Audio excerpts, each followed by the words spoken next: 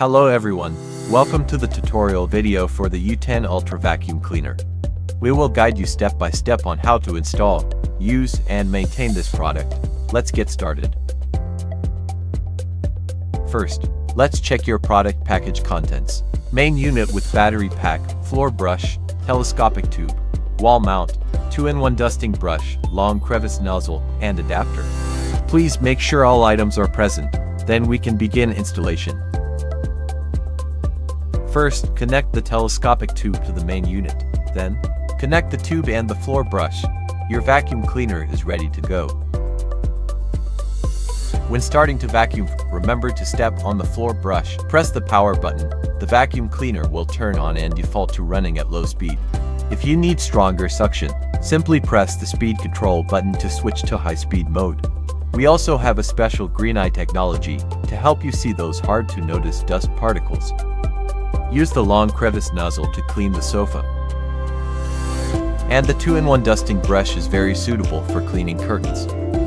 You can even attach the telescopic tube to clean higher up. First, clean the dust bucket and filter. Release and pour out the trash. Remove the dust bucket.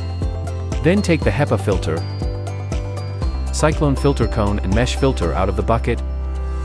Gently tap them to remove dust.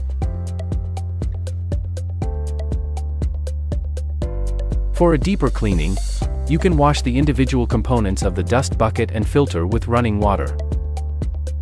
But remember, do not bend or twist the HEPA filter.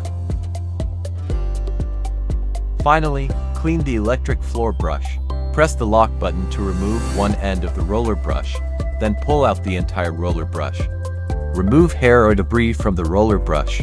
If washed with water, ensure it is completely dry before reuse. Please note, the electronic floor brush contains a motor. Therefore, it must not be washed with water, but you can wipe it with a cloth. After drying, remember to promptly reassemble the components for convenience in the next use.